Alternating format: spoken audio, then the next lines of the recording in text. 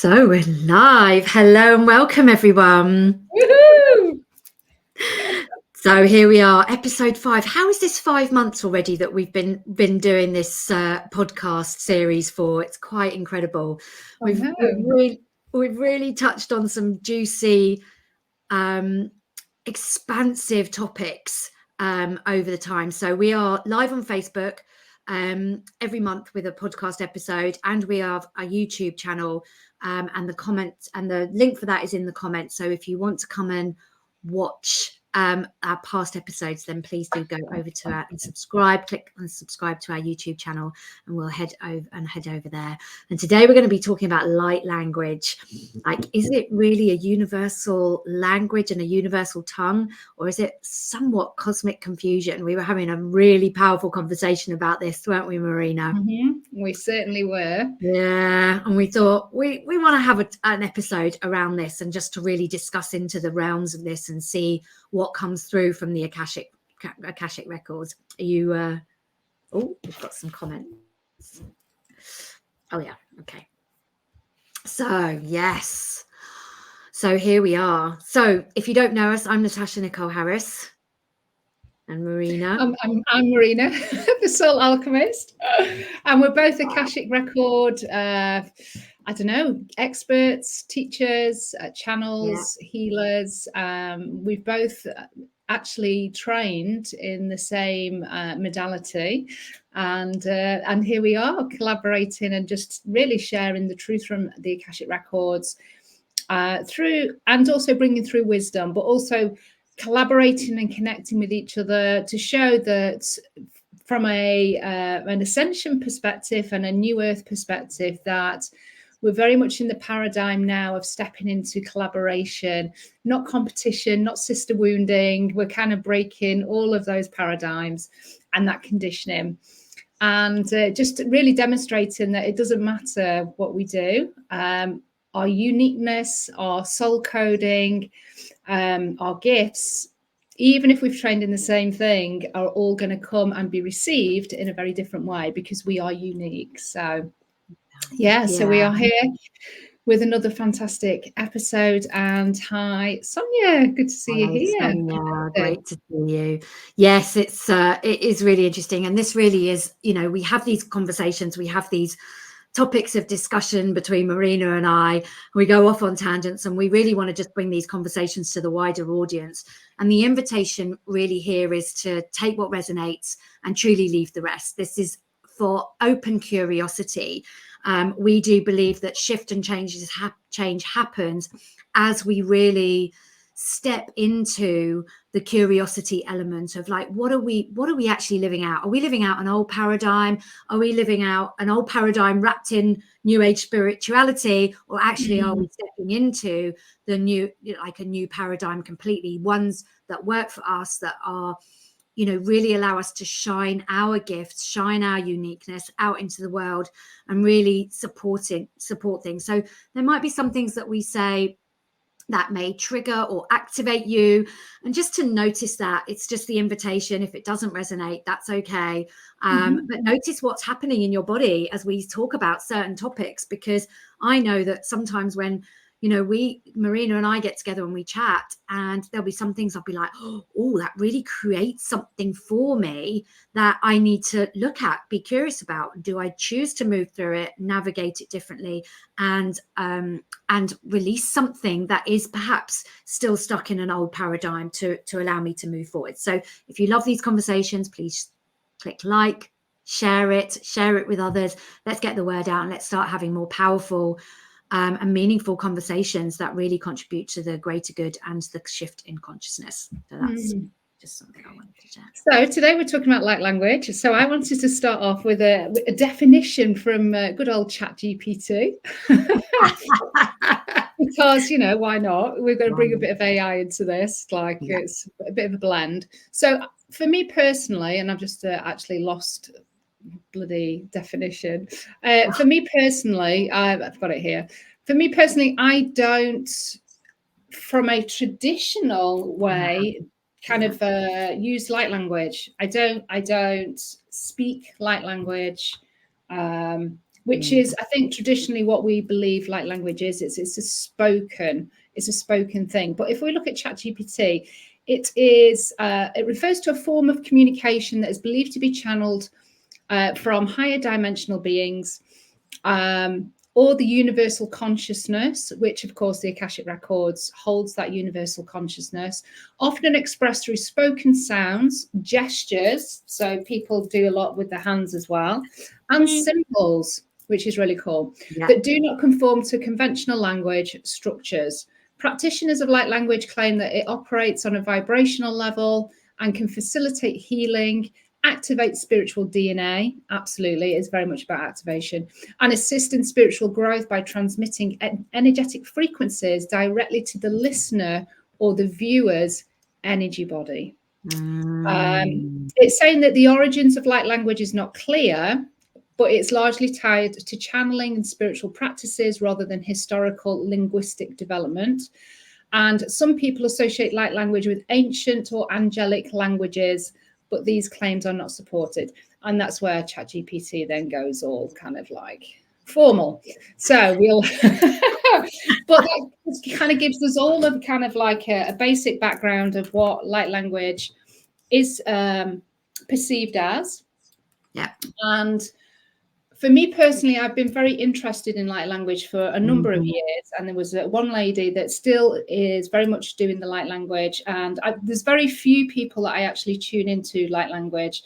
And we'll talk about why that is in a little bit. But I found it very activating. And the lady that I used to watch did do it through tone and do it through speech, but she also did it with hands as well. So there was very much a mix of the two things. And she was creating symbols, I think, with her hands as whilst she was speaking. And she would start the light language conversation, first of all, with what it was that she was actually doing. So she would give the information of, this is what it's going to be helpful for. This is maybe where we're working in terms of chakra or within the body. And then she'd go off and do kind of like a couple of minutes of light language. And I could really feel that. I'm not a visual person, so I didn't get visuals, but I just knew from a soul perspective that it was an aligned thing for me to listen to. And I do believe, because I did start to tune into this very early on my spiritual path, that it has supported my spiritual growth and ascension in some way, but it never activated light language within me, which I know for some people it unlocks that particular gift. It's never been my gift, but I think I'd probably do light language in a different way. Yeah. But we'll talk about that as well. Yeah. But what about you, Natasha? What's your kind of connection with light language? Yeah, so it's the same. I've been introduced to it. I've had real beautiful, wonderful experiences through it. But again, I have been told by a previous healer that I was going to be activated in it, and I haven't been. And that was quite some years ago. So it's really interesting. But I do think, you know, as you were talking and some of the elements of what you were talking about, the vibrational elements of it, I was starting to get real tingles and real sensations in my body from listening to you describe some of that.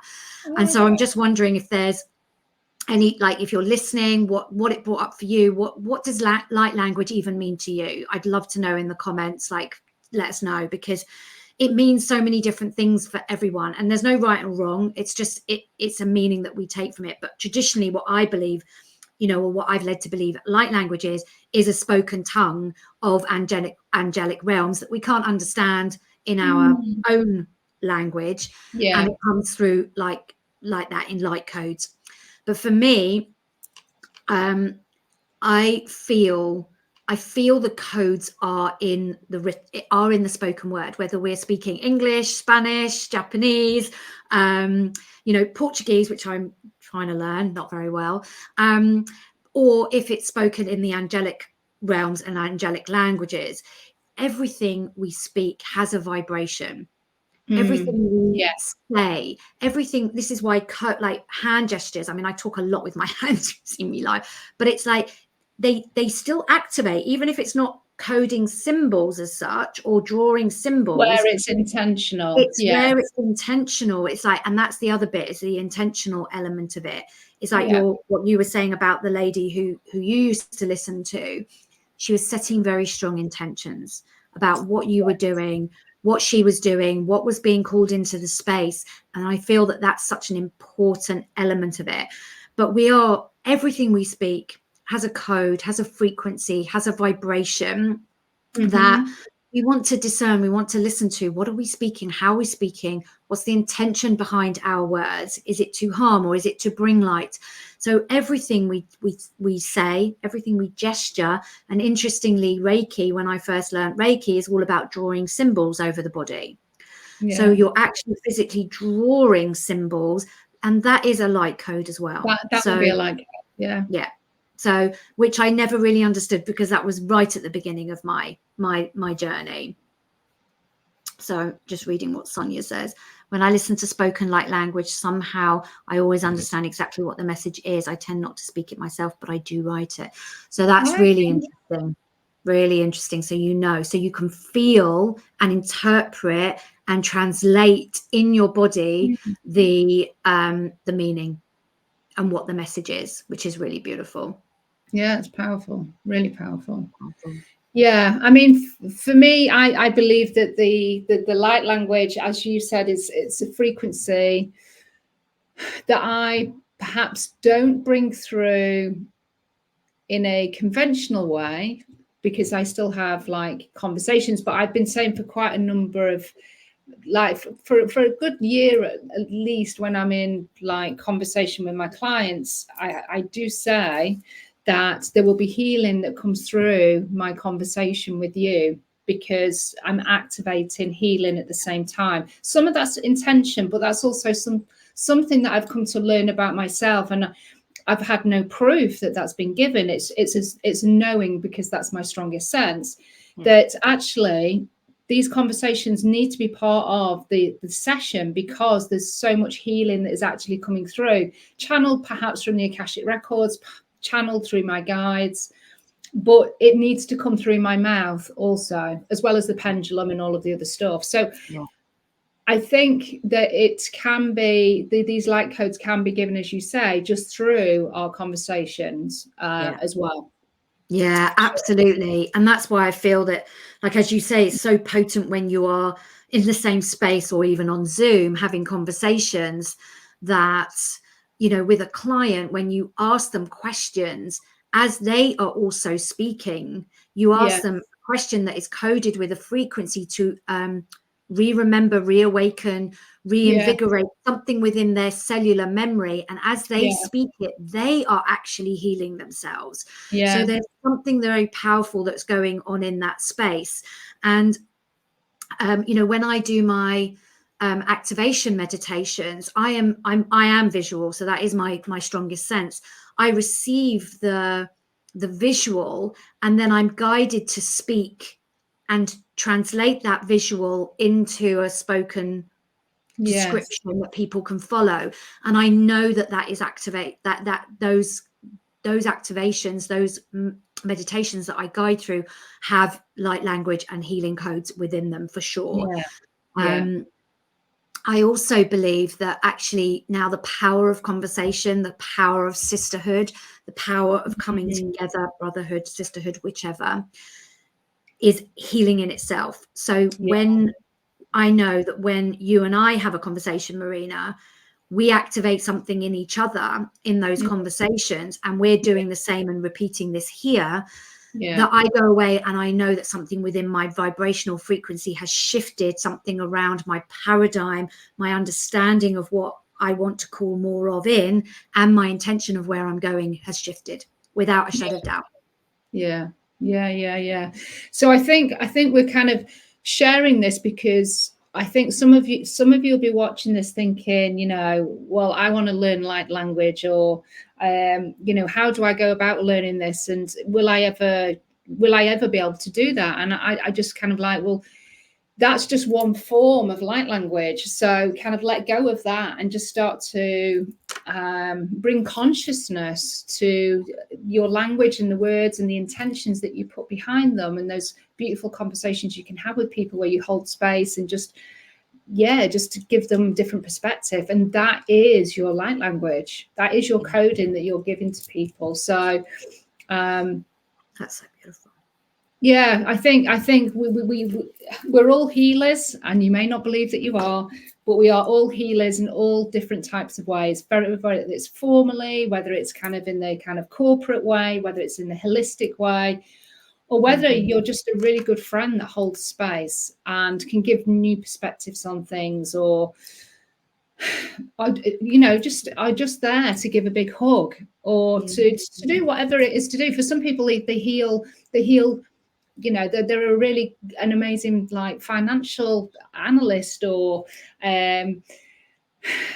like somebody that's in a supermarket, you know what I mean, that brings consciousness to what they do, and they will just hold space, or they bring their healing in lots of different ways. So we are all healers in some capacity, and our spoken language can be a form of healing for all of us. Yeah, I totally agree. And it's the same with music, right?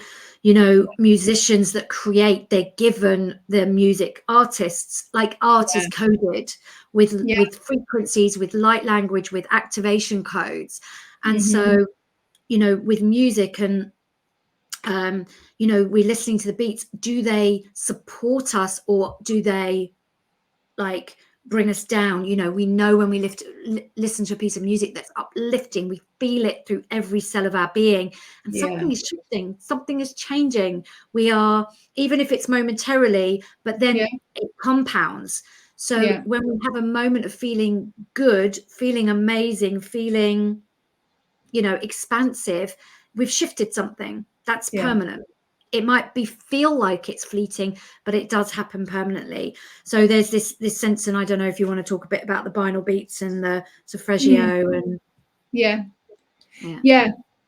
So with the music, I mean, music. Hi, Julie. Good to see you here. With the music, we have particular beats. We've got solfeggio, which are natural tones within the harmonies of the planet, of the earth, and there's like 9 frequencies. And then you've got binaural beats, which is a man-made beat. Both are healing. Binaural beats work on, and I know that I spoke about this a few weeks ago, binaural beats work on transmitting a certain frequency through one of your ears and a different frequency through the other ear. So they play with how you actually receive the sound. And they may use solfeggio as part of that, but there's other like man-made frequencies that go through that. For me personally, I listen to solfeggio because I prefer the more natural sounds and tones, but both are healing. So that is coding. Obviously not light code as in visually, but it's definitely coding of sorts that come through music. And that's where it's interesting when we talk about just coding rather than light coding, as in visual. For me, light codes is what I'm kind of listening, but it's also visual. But when we talk about coding, from a auditory perspective, that's when we have to be really mindful of what we are listening to, and we have great discernment with what we watch, also what we're listening to, and also what we're tuning into in terms of light language therapists and people, because there is a lot of stuff that is also coded that is not good for us, and it's purposely put out there. I mean, we know that adverts are subliminal. There's lots of coding that go into adverts to kind of like influence our buying behaviors. But there's even stuff behind that. And there's stuff that's placed in programs. There's stuff that's placed in songs. And that was proven with Dr. Emoto. Dr. Emoto, with his water experiments, he played the like thrash metal to like a jar of water for however long, and then took the photographs, like reduce the cell of water to -15 and took the photo. And the design of the water cell was completely obliterated. There was no formation, there was no pattern, because it couldn't stand the frequency of the thrash metal. But then you played something that's got filled with solfeggio frequencies, like classical music or whatever it might have been, and the formation was just absolutely beautiful. It was perfect. It was unique. It was perfect. So that just shows the power of music, but also the power of coding that can be done subliminal and subconscious, that can help us thrive or keep us in survival mode and keep us in fear. And that's it, isn't it? It's like, do we feel like we're thriving, or do we feel like we're just surviving and just like in survival mode consistently, and you know, fight, flight, freeze, and just in this energy of just not knowing which way to turn? Or do we feel good? And we, you know, if we can see the effect on water crystals, we are, well, less as we get older, but like 80% water, you know, our cells are made up of a high percentage of water. So when we listen to, or when we receive these light languages or these codings that are healing, that are intentionally for our greater good and the greater good of the collective, then it shifts every cell in our being. This is why, you know, a lot of my Akashic meditations and activations, we work on a cellular level in the physical body, because this is where we affect change. We're doing a lot of work on the energetic level and the spiritual level, but actually we need to affect change here on the physical level. So everything we think, do, say is such an important element and part of that healing journey. Absolutely. And I think probably that's why we talk about, and it's just coming to me now, why we talk about going into nature all of the time, because it's nature's natural coding that we can hear with the birds, the insects, the trees, the rustling of the leaves, the wind, the elements. It's nature's natural coding that just brings everything back to balance. It's like you're being balanced out by nature's like light codes and all of that. Yeah, my walk in nature every morning is non-negotiable. Like sometimes it gets shifted towards the end of the day, but even for 5 minutes or a quick walk, and just the bird song at the moment, it's like it's incredible. It makes my whole body like become alive with gratitude, with love, with just letting stuff go that's been bothering me, forgiveness of self, forgiveness of others, and just all these beautiful light frequencies just flood my whole body and my endorphins. My nervous system is relaxed. There's so much that's going on from when we're really tapping into these pure light frequencies. I have to say. So, you know, and your pendulum work, you do a lot of what I work with pendulums, but Marina works a lot with pendulums, and that's also coding. You know, you're there's a symbol of the vortex, or it could be the flower of life. It's interesting that it depends what the pendulum, what my higher self or whichever guide I'm connected in with, the pendulum movement at times can just make its own symbol and code of what it needs to happen in the quantum field. So that's really interesting that will just do it itself. But what I would just want to kind of just impress there is that when you're tuning into the galactic or the light code language, the angelic frequencies, whatever it might be, really tune into the person first before you start to listen, because there will be people that think that they're channeling light language, which they are, but they don't fully know the source. And so they think they're connected into a certain realm or star race or whatever, and they might not be. And this is where our own discernment and tuning in to, does this feel good for me? When I'm starting to listen to this, hang on a minute, is this feeling good? Does this person really know what they're channeling? What's their history around their light language abilities, and have they done the research? And I say that because there is quite a few people I've believe and I've heard that the light language might not be as pure and as aligned as it possibly should be. Yeah, and that's why we wanted to really touch on these polarities of universal tongue, or is it cosmic Yeah, confusion, and yeah, really, really aligning to what feels good, like what's happening in your body right now as you're listening to us talking. Is there something that feels like, oh my goodness, an excitement or an activation? Is it bringing stuff that you're being invited to release, or do you just, because there's a difference between it not resonating and it bringing stuff that activates us. There is a huge difference, and that's where discernment comes in even more deeply. Like, it cannot feel good, but is that because the thing is not good, or is it because it's bringing up something that's the invitation for you to move and release through? And this is where our discernment gets really super fine, to really try and understand the difference between those two seemingly, and I air quotes, negative feelings. Yeah. And this is where we've got to really understand ourselves more. And this is where we can then start to bring out our pendulum and our charts, to say, what percentage of alignment is this for me to listen to? Is this beneficial for my highest good? And use the percentage chart rather than yes and no, because you get more an accurate answer, unless you're really kind of highly skilled with a pendulum and you're really totally in neutrality all of the time. Then get the percentage chart and use that instead, or do muscle testing, or just tune in and just discern in your own body. Is this triggering for me and bringing up stuff, or like Natasha said, or is it this just is not right for me to listen to because there's something a little bit off about it. And listen to that, really feel into even the teeny tiny niggles. Like, is that something? Is this something for me to move through?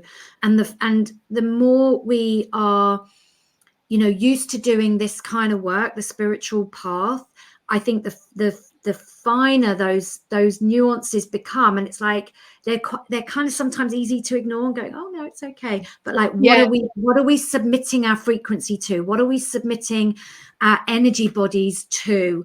And really, and because there's so much going on in the world, and we won't even, that's a whole nother topic in itself.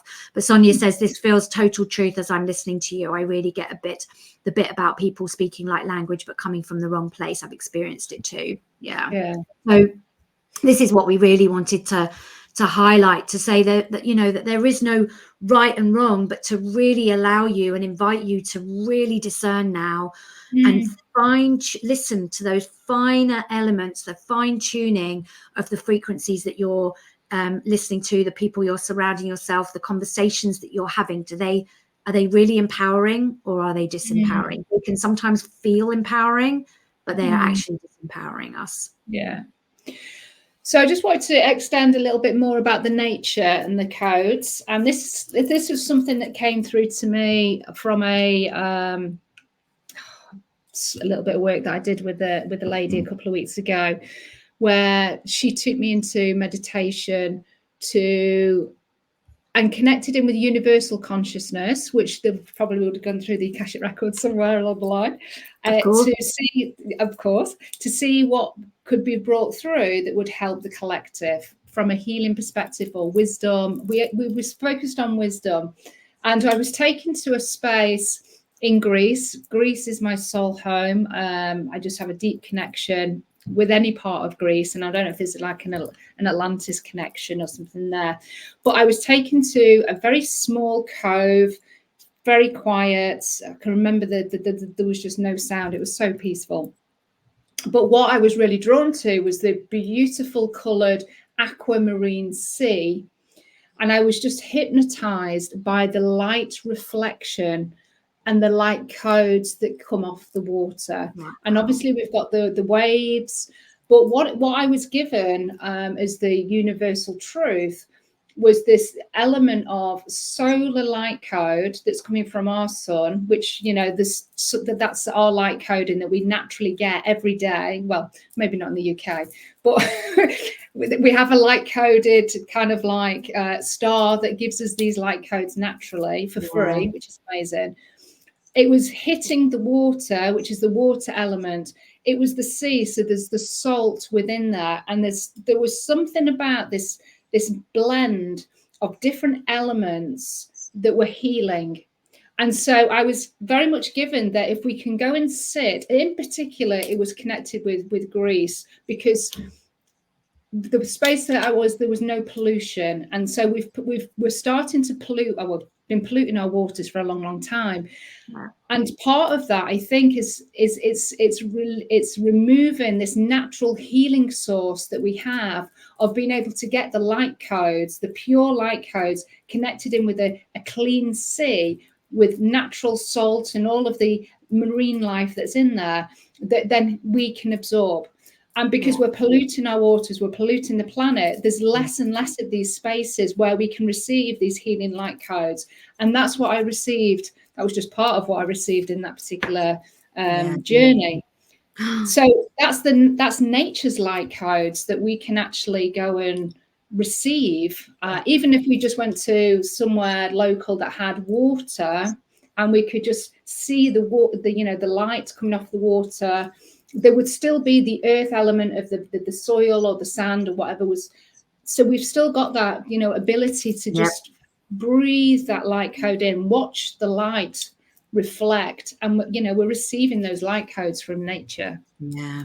So it's so powerful. And, one of the reasons why we bought the property in Portugal, and that we know that the land is so healing, like when you step on the land, you feel your vibration completely shift and change, is that it has such a natural water source coming from underground, coming through the land. And there are all these little ponds, and they are pristine. And we just know that the water there has got the coding in. It's going to support the healing of the land for the retreats that we have there, and for people who come to visit, that they will step on the land, be part of that water, and be in that healing.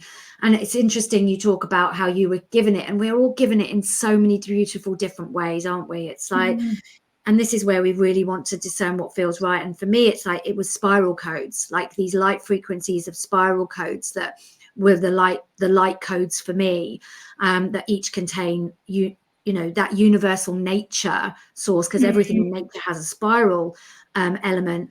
And it came to me years ago, and I never really understood what it was.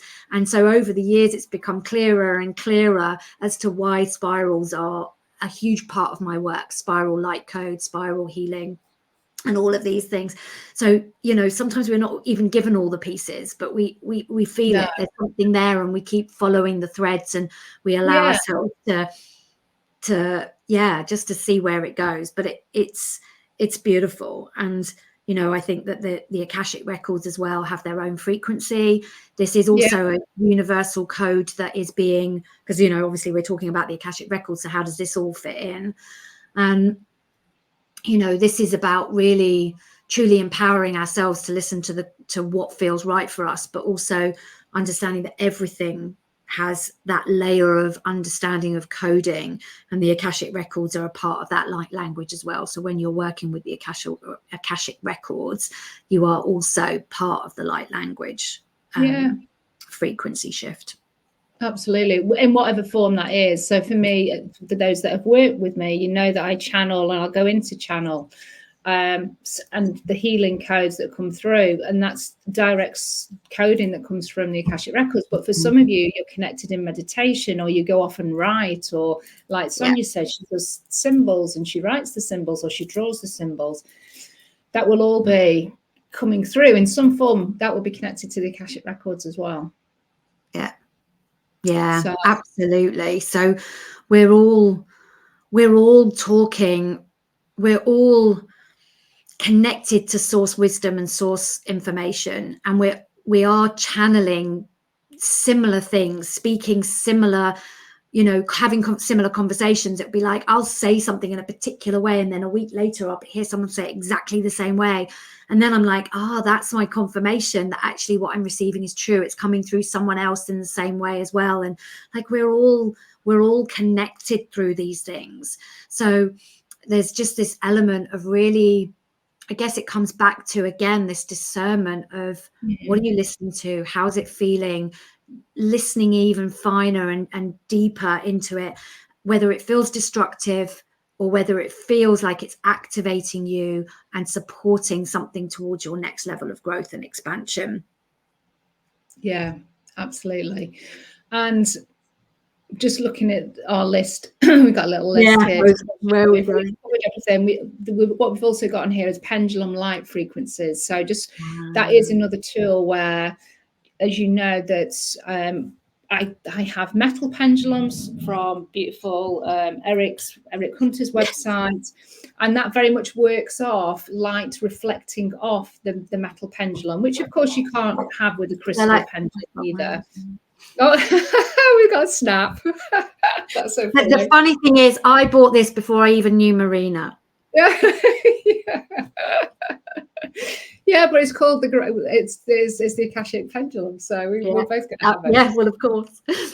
But what you get is you get particular light frequencies bouncing off the pendulum into the quantum field. So that in itself, a pendulum, a tool like this, or even if you're using your key, anything that's bouncing light back off into the quantum field is a light coding. So traditionally, we think light coding is an auditory thing, but actually light coding comes in many, many forms. And I think that's part of what we also wanted to clear up with today's podcast, is that it's not just the kind of angelic or galactic or whatever sounds that we can hear. Actually, light language comes in many forms. Many forms, and we can all activate it. We can all do it. Watch the rest and catch up. No problem, Julie. Thank you for being here. Let us know if you've got any questions. And yeah, if people have got questions about this, or it's in bringing and asking the questions, what happens is we channel information, wisdom from source to answer these questions, and it brings another level, another element, another dimension to the conversations, adding more light to it, bringing more awareness to the topics around things. So if you've got questions, and if you've got topics that you want us to talk on, then let us know as well, because we've got a whole list of topics that we're going to be coming to. But if you've got things that you really want us to talk into and we haven't done that yet, then we will happily put that on our list of topics that we're going to discuss. Absolutely. Yeah. So what's Sonia saying there? Listening to you now, something you said, Marina, about Greece, and your soul source gave me confirmation of my own location. Amazing. I already knew it, but when you spoke, it became conscious. There you go. See, that's just that's magic in action. Just this is how it works, right? No. Yeah. That's amazing. Hi, Gudrun. Good to see you here. Very interesting. I thought there was the only way was angelic sounds and words. No. And I think, that's I think the initial conception and perspectives of it. But, when we really think about it, anything can be a light code or a light code, light language, So that's my belief anyway. That's what I believe. I think there is that kind of like core traditional, what we would call light language, but actually when we think about it, it's so much more expansive than that. And I think part of that is, and I want to share that because I don't want, again, for us to think that, well, I can't speak light language because I'm not doing it in this certain way, which is very confining. It's constrictive. It's pigeonholing you into a certain way of doing something. And actually, we're much more expansive than that. We're multidimensional beings. So light language, if I say that this is light language, it's light language. This is the approach. Yeah. This is, and I'm speaking light language now, but it's in a way that you understand. But there's more behind this that you can't see. That's light language as well. Yeah, absolutely. And that's why I think we wanted to really call the podcast Universal Tongue or Cosmic Confusion, because I think it's both. I think it can be both. And this is the point that we really wanted to highlight. And that, there's a lot of people out there saying light language is wrong. It's like, it's all rubbish, or it's not true, or it's just made up. And that's true as well. But then there is also the other side of it, where it is the universal tongue. It is universal source wisdom being channeled through us in different ways. So just staying open to that and really discerning again, as we've said. Maybe poetry absolutely could be light language, totally. without a shadow of a doubt. Totally. It's creativity, as is art, you know. Yeah, music, and we've kind of touched on that, but poetry totally comes into that, because it will be channeled.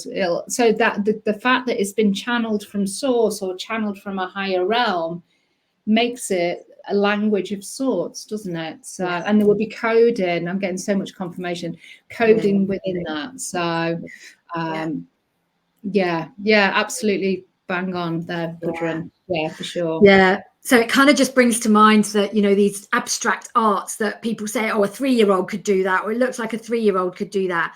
And when it's channeled, when it's come through source, it will hold a code, a frequency that will activate something in you, because of the way the brushstroke hit the paper, the precise tone of that color, that Pantone of that color, the direction of that brushstroke. It will all be coded within all of that if it's channeled through source. So where someone gets a piece of canvas and just goes, I'm just going to be creative, I'm just going to allow whatever comes through me to come through me, that will be a form of coding in that for sure. Yeah. And I'm getting a lot of confirmation on that as well. Yeah. Sonia says, my husband's an artist. Yep, there you go. So he brings in those channels through that. Beautiful. Love to see some of his art. And Gudrun is saying it is then the vessel of energy. Yeah. Absolutely. And we are the vessel of energy, of coding, of divine source coding, and self-expression, or soulful self-expression, which is coming back to why the soulful self-awareness, the connection to ourselves, understanding our expression, understanding who we are, what lights us up.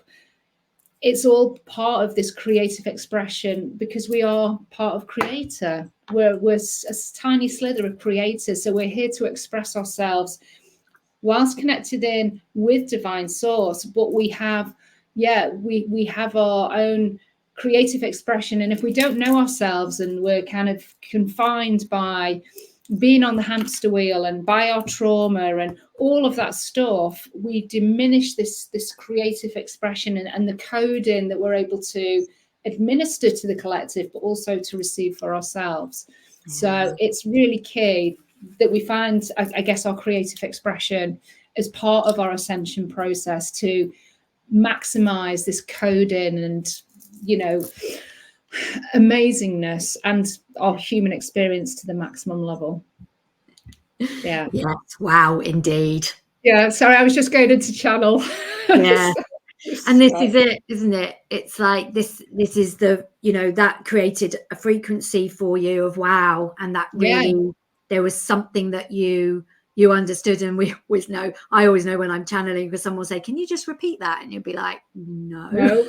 I can't remember what I said. No idea what I just said. Have a sense of it. And if I try to think it through, but it comes through us. So we are all connected to source, divine source wisdom. We are all channeling, creating, co-creating, and bringing our energy and our light into this universe. How we choose to do that is very much up to you, and how you want to bring, what do you want to bring more of into the world? More light into your own body. That's why our words are also, you know, when we speak words, harsh words, even internally in our mind, that we berate ourselves, we hate ourselves, we beat ourselves up internally, we tell ourselves we're stupid, we're dumb, we're like, how could I be such an idiot?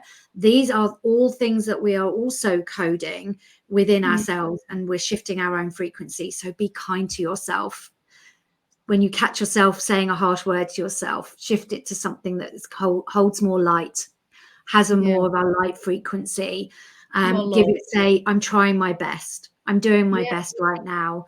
I might not be getting it 100% perfect, but it's okay. How is this for me? What's my learning? Love yourself. Bring yourself more love, more light. I mean, it's more frequency of love, more compassion, more empathy. Yeah. I mean, because we live in a harsh world. We live in a school of knocks. We've purposely come down to have the human experience in the school of knocks, the hard knocks, for whatever reason. And and you know, we've chosen this. We've been part of, you know, we've chosen it to be part of this amazing ascension process. But we don't have to do anything. But if we can realign the light within, then we naturally shine that out, and it will just do whatever it needs to do. It has that beautiful ripple effect. It turns other people's lights on. Yes. You know, it just helps us to all shine as best as we can in whatever we're navigating, personally, but also collectively, you know. I totally agree.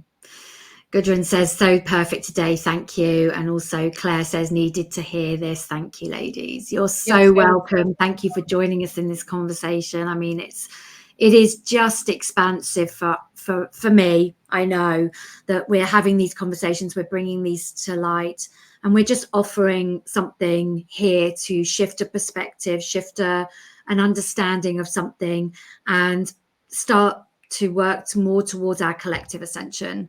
And contribute to that in a big way. So it's just it's a joy to have these conversations with you, Marina, and everyone that joins us. And thank you for your comments and questions. Yeah. Claire says she gets confused with her gifts. Do you want to share a little bit more, so we can maybe? Sonia says, when you realign the light within, that hit all the tingles. Again, that's not something that I would say that's channeled through. So thank you, guys. Thank you, Akashic Records. Yes. If you want to give us a little bit more information on that, Claire, we can see. I'll speak to that just generally, though. Our gifts, for me, what I found, and I'm kind of, I'm bloody massive advocate of the Akashic Records, so I'm always going to bang on about them. But when you use the Akashic Records, it actually amplifies your gifts and it unlocks your gifts, because you're going into a space where, first of all, you're enhancing your intuition, you're placing a lot of trust with yourself, and you're having to work through the insecurities and doubts around connecting to whoever and trusting the guidance that you're getting through. But what you're also doing is you're going into a realm where you've had psychic gifts in the past, and you're reawakening that connection just by going into that space, because what you're saying is, I'm ready to start learning about myself and learning about these past lives and other parts of me that have laid dormant or I've not been able to access before. So that in itself is a great way to unlock and enhance, but also to practice using your gifts as well and get more clarity on them. And it's only through practice for me personally that I've been able to define actually what my gifts were. Because when I first started, like with tarot cards, when I was 17, so it's like years and years and years ago, I was reading from the book, I was very interested, and I've always been interested in the occult and all of that, Ouija boards and, Arthur C. Clarke, The Unexplained, I loved all of those programs. And I got my first deck of tarot cards, and I would always read from the book. And I read from the book for at least like 8-10 years. And I felt pretty crap, because it was like, oh God, why can't I be this psychic where I'm tuning in and I can see like what's coming up, because that's what we're fed through media. What a psychic medium is, it's like, or a proper psychic is that somebody that can tell your fortune and what's coming up, and who died, and what color socks you've got in your drawers, and all of this like random stuff. And I was like, well, I'm clearly a crap like reader, because I'm not getting that information. But I still stuck with it. And it was only since I've gotten back onto my spiritual path, like 8 years ago, that isn't even my gift. So I've berated myself all of this time, thinking that was really shit. And it was only like when I really kind of started to do meditation and learned about the Akashic Records that I realized that I'm clairaudient and claircognizant, actually was claircognizant. My clairaudient came online from using the Akashic Records. Yeah. And then my clairvisual is getting a little bit better. My clairsentient is definitely getting stronger. But these things just build over time. My dowsing, my pendulum use has always been spot on as well. And my channeling, totally, that came on straight up, you know, kind of came on fairly quickly as well. So that's my journey in terms of psychic gifts. So it's a journey of play and not holding yourself to a certain expectation that you have been fed through social media or comparing yourself to somebody else. You'll have a unique gift to start with, and you then start to enhance and use it, and you'll start to unlock other stuff. Yeah, I couldn't agree with that more. It supports us to really get to know ourselves through, for me, it's like through our soul gifts, and like what we are all of everything. We're human body, but we're a spiritual being having a human experience. So when we start to connect with our Akashic record and who we are at soul level, we can start to channel our gifts, connect with them, open that channel, enhance them, deepen them, and also start to use more of them, because we're all of everything.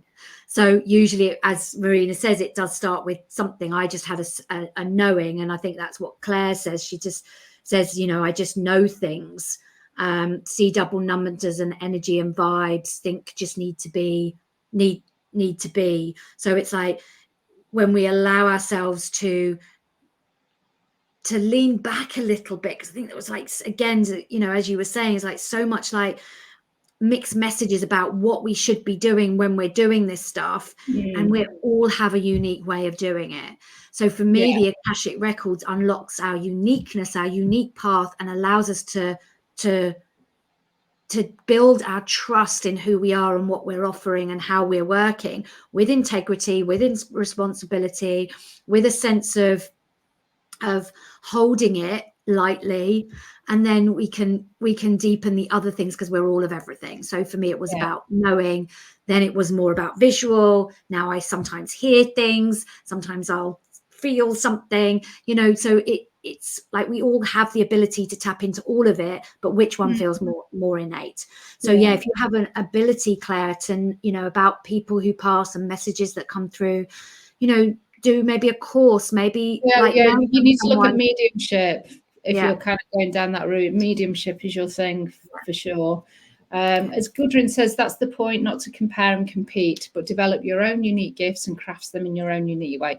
Couldn't have put it better myself, Gudrun. Yeah, absolutely. I totally agree. Yeah, we're all different, and we're not taught that different is good.